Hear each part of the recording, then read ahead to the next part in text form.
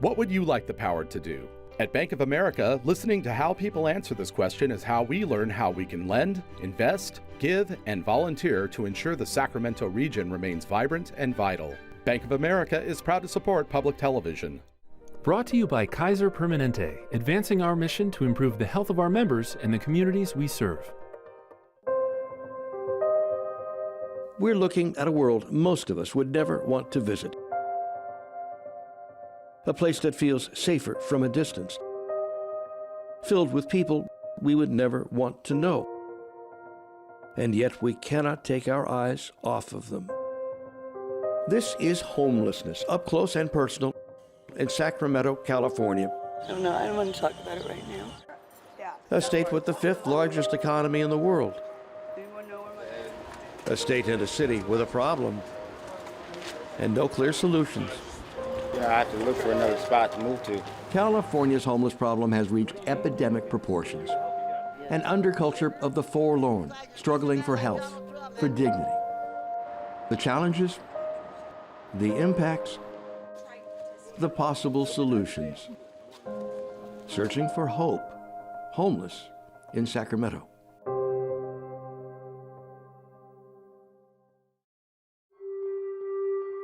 Ahern Street in Sacramento at North B.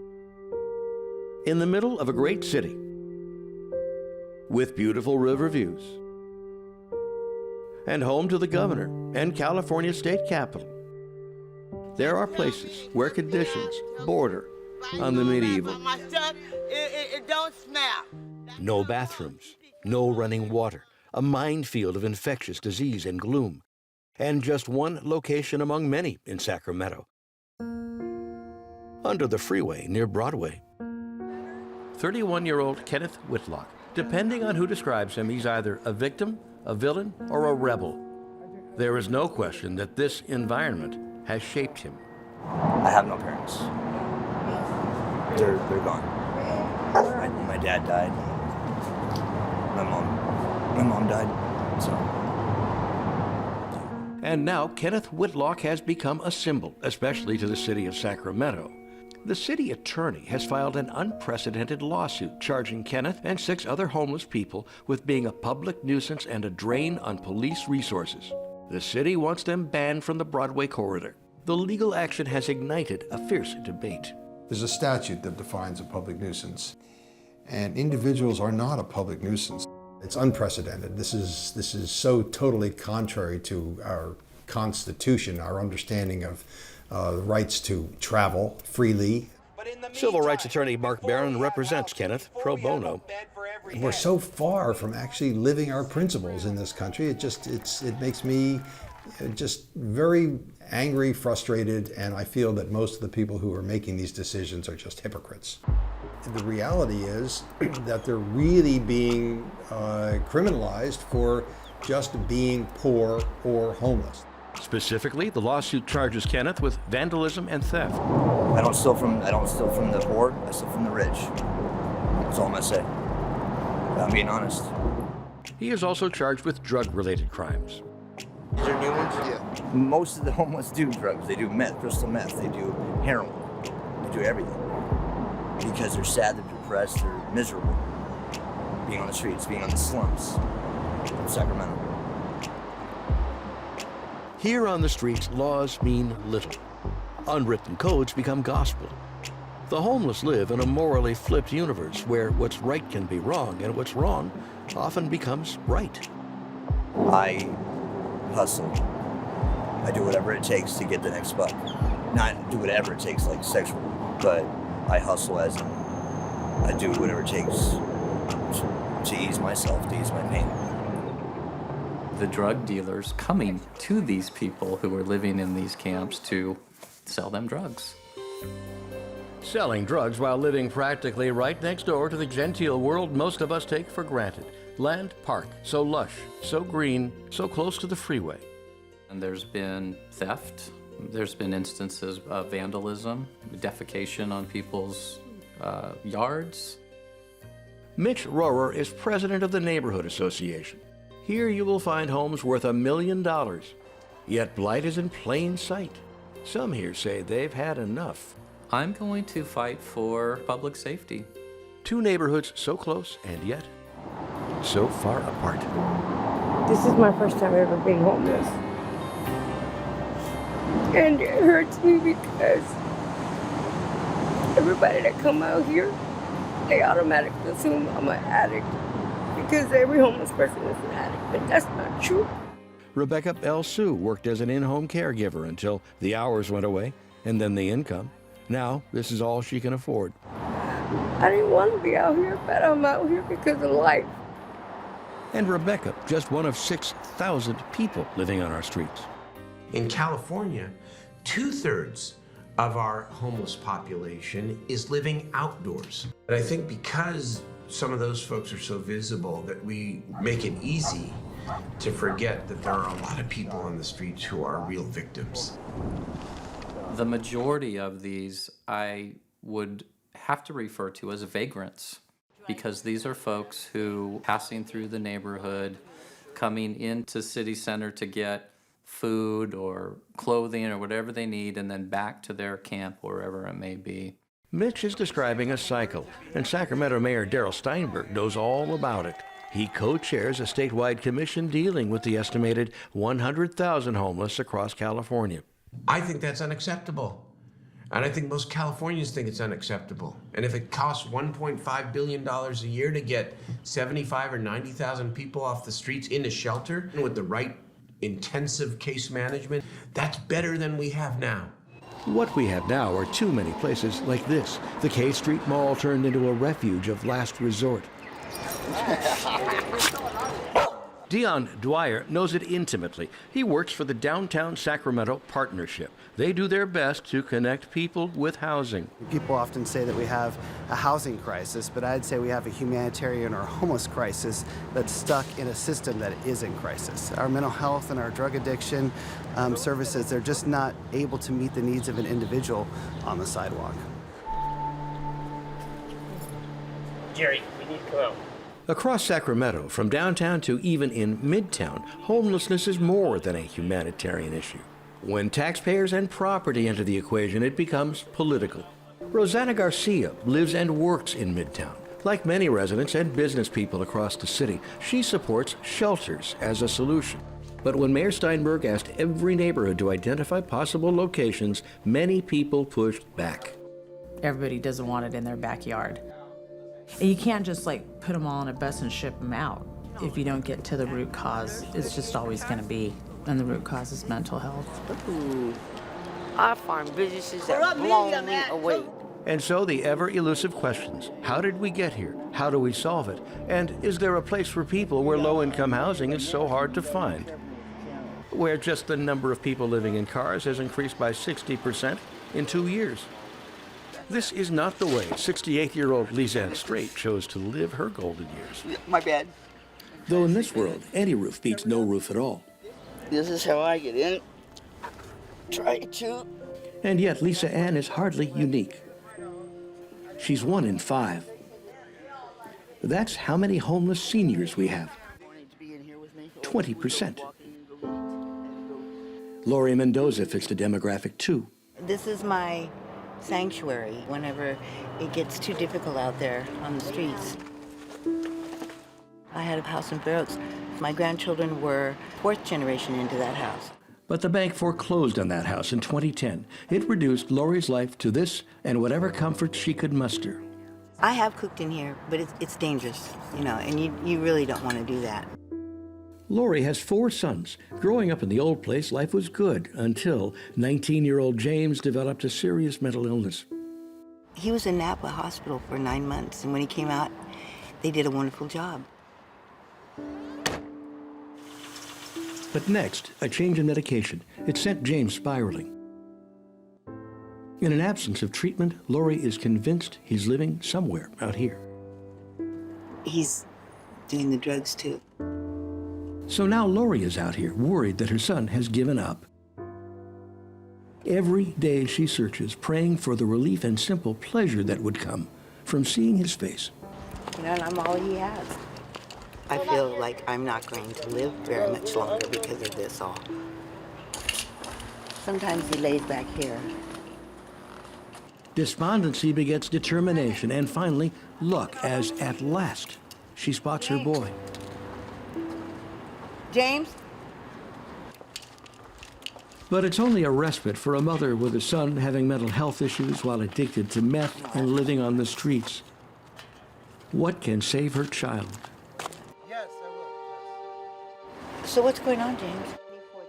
We have to have enough ready services and programs to meet the needs of that population. And until we do, we'll continue to experience issues on the street. I think there's also a misnomer that the solution to very complicated and diverse issues, such as homelessness, can have a simple solution. Simple solutions? Elusive when we confront the skyrocketing numbers of homeless people. Every couple of years, every community is expected to do a point-in-time count. This is a requirement from the federal government. The latest count shows homelessness has jumped 19% in Sacramento in 2 years, with close to 6,000 people living on our streets. 93% of the folks that we surveyed said they come from Sacramento. So it's dispelling a myth that somehow Sacramento is attracting people from outside the region. I don't believe the statistics that all of these people are homegrown. I believe when you open up and you say, oh, here I am, I'm open for business for vagrants or homeless people, come and get your needles, come and get your food, that they're gonna come. Wherever the homeless come from, they now find themselves in a turf war between the haves and the have-nots. It falls on the police to protect everyone. Police officers are in a job that only police officers can respond to some of the things that police officers respond to. Police officers are expensive. Studies show that between 911 calls and emergency room visits, supportive housing is actually cheaper long-term than chronic homelessness. Sergeant William Wan leads a special homeless impact team. He took us to filthy water tunnels where people live. It is a drainage ditch, yeah. And right now it's kind of somewhat dry, but when the rain starts, they're all gonna be underwater. Which means that all of this stuff has to go. The living rooms, the game rooms, the crack pipes, the shopping carts, and of course, residents like Paul Flanagan. Right now I live in a tunnel and on Macro on Stockton. I have to look for another spot to move to. It might eventually be here. On this lot in Meadowview, the city plans to build what it calls a low-barrier triage shelter. Low barrier means no drug testing, and pets are allowed. There is one catch. The new shelter will accommodate women and children only. So guys like Paul, out of luck. In this case, we've got people that are completely blocking the sidewalk. Back at Ahern and North B, morning sheds light on eviction notices. Everyone here knows the drill. People clear the sidewalks while police, they offer one person a slight ray of hope. They have one bed for a woman that'll be available at 11 a.m. So basically it's the same thing that happens every day. We call over there to see if they have any shelter beds available. Today they had one for a woman. Good, good, good. It is a fact of life out here that communities of color represent homeless people disproportionately. If you lose track of the little wins, then it's just going to be too depressing. But there are so many others. Tanya Richardson grew up in chaos. Like 80% of the homeless, her parents used drugs. It seemed almost inevitable that she would too. My mom was in and out of jail and prison, and I started using heroin when I was 10. Tanya and others like her do get some support. During days, she leaves her dog Ryder in a kennel at Loaves and Fishes. When night comes, the two of them walk over to City Hall and find a place to sleep. She has every right to be here. In 2018, the Ninth Circuit Court of Appeals ruled that if shelters are not available, homeless people have a right to sleep outside. Those legalities are hardly a comfort for Tanya as she settles in on the hard concrete. It just takes a long time because there's not enough housing. Is my stuff okay back there? It's okay. Okay, sorry. But nowadays, she can't even take this for granted. Sacramento is appealing the Ninth Circuit decision to the Supreme Court. If lawyers win and sleeping on the street becomes illegal, what happens to people like Tanya? I do not want to get to a place where we lose the humanity here, because it's still an issue of people who, through no fault of their own, find themselves in the worst of situations. But for the grace of God, there go I. A few blocks from City Hall, Moody Tanksley lives in a cardboard box. From one day to the next, he moves from corner to corner, hustling his next cigarette or cup of coffee. All of this takes a toll. You lose about 25 years off your lifespan by just being on the streets of Sacramento. Moody is what the system describes as chronically homeless. He's had help. Dion Dwyer and the Downtown Partnership have taken him in several times, but Moody is the type who won't stay. Chronic cases like him make up roughly 1/3 of Sacramento's homeless. Long term, they rarely get off the streets. If we don't address the drug and mental health issues, housing's not going to make a difference with that population. The other issue with homelessness, public health. When people live on the street, it's bad for them and bad for everyone else. Early mornings, the Downtown Partnership tries to stay ahead of the filth. They wash sidewalks and alleyways, cleaning, scrubbing, picking up trash. But they cannot clean away the accidents, the murders, and the suicides as Sacramento's homeless death toll soars. A lot of times it's from drug and alcohol overdoses. Sometimes it's just from being homeless. People give up hope. But cities this year are going to get $275 million of new resources to build low-barrier triage shelters to bring people off the streets. And put them in places like this. The Capitol Park Hotel in downtown Sacramento provides 180 beds and a staff dedicated to helping people navigate their issues. It's not an ultimate destination, more like a transition portal between the streets and permanent housing. Most chronic homeless people with serious mental illnesses and substance abuse disorders cannot go from the riverbanks and the streets into permanent housing without a bridge, without that intensive triage shelter with the services and the assessment to make sure that they are ready to move on to a longer-term housing situation. That's because the streets are rough. No one knows better than Dave Elliott from the nonprofit Sacramento Steps Forward. At Ahern, he chances upon a 24-year-old former foster child. Her name is Amatsa Yashrahia. Those cuts on both of her arms testify to years of incomprehensible suffering. I used to self-harm as a child. Foster youth run a high risk for homelessness. Same for LGBTQ people, veterans, and those living with mental and physical illness. The sadness is as widespread as the frustration. I don't know that they're doing something that's effective. Because again, the results are in. We just seem to have more and more of these people in our city and state. As a homeowner, Mick says he's fed up. And here's another reason why. On this vacant lot not far from his home in Land Park, the city is putting up a 100-bed, low-barrier triage shelter. It seems that our mayor and the city council, not all of them, want to open up small little boutique shelters, if you will. Very expensive in many cases. And apparently the results haven't been that good either. But studies show that for shelters to be most effective, they need to go up where the homeless already live. This keeps them connected to services, especially medical. For most homeless people, their access to care is through the emergency room. And hospitals want to change that. Kaiser, Sutter, UC Davis, Dignity Health, they've all begun collaborating towards solutions.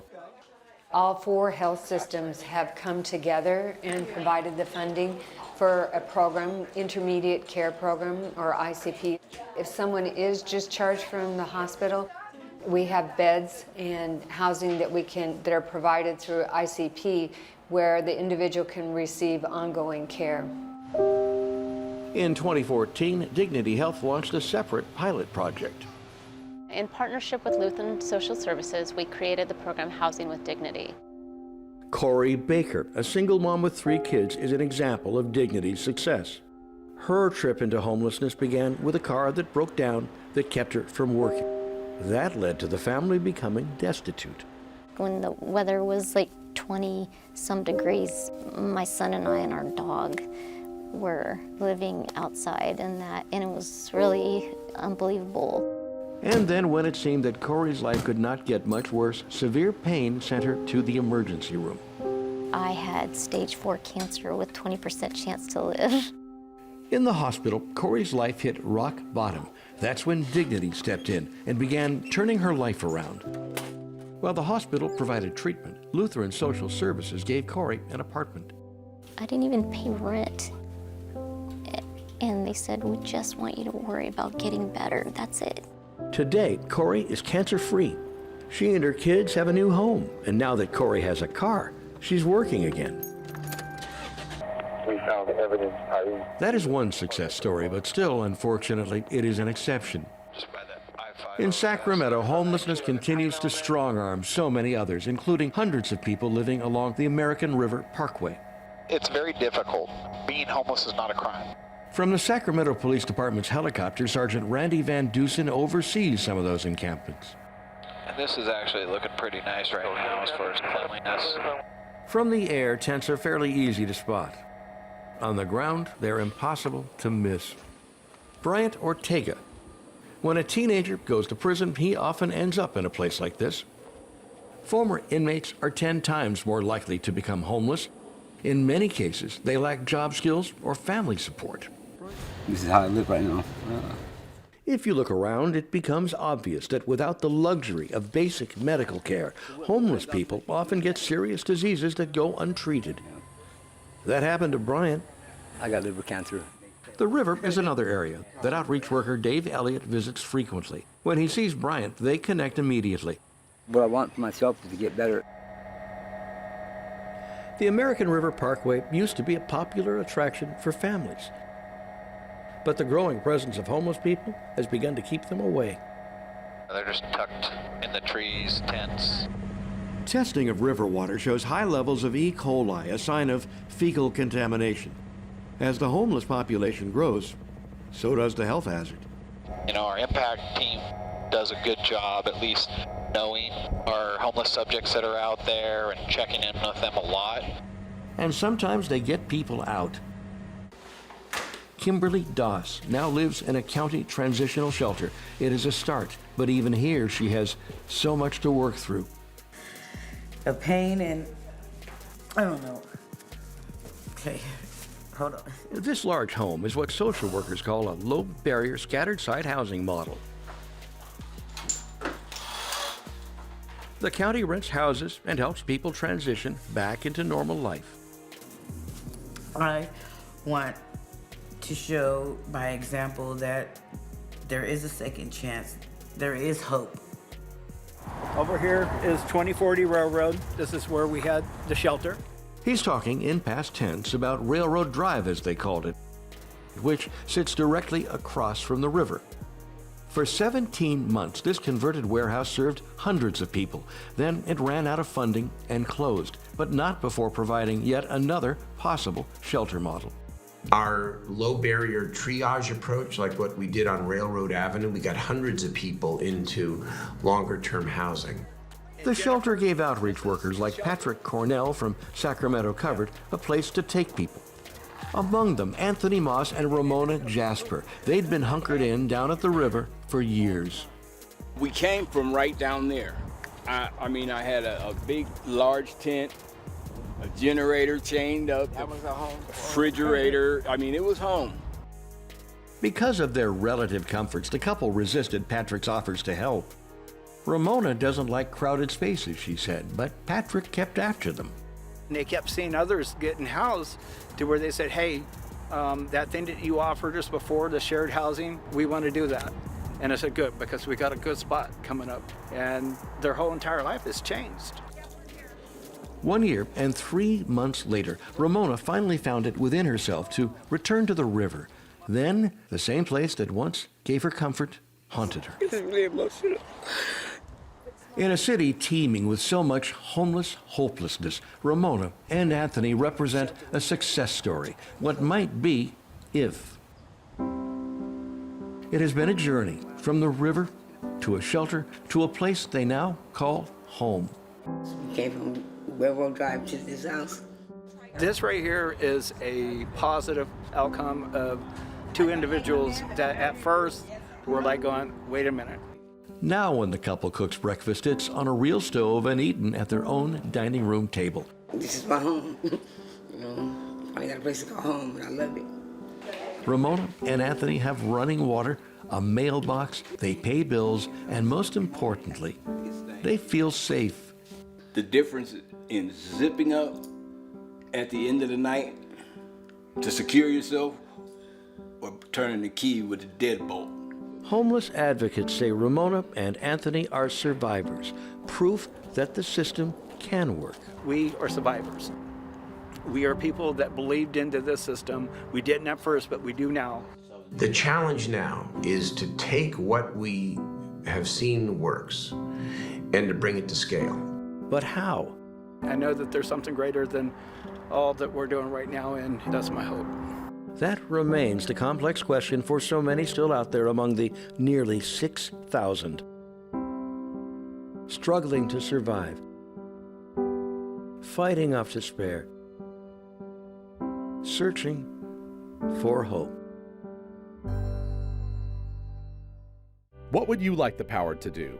At Bank of America, listening to how people answer this question is how we learn how we can lend, invest, give, and volunteer to ensure the Sacramento region remains vibrant and vital. Bank of America is proud to support public television. Brought to you by Kaiser Permanente, advancing our mission to improve the health of our members and the communities we serve.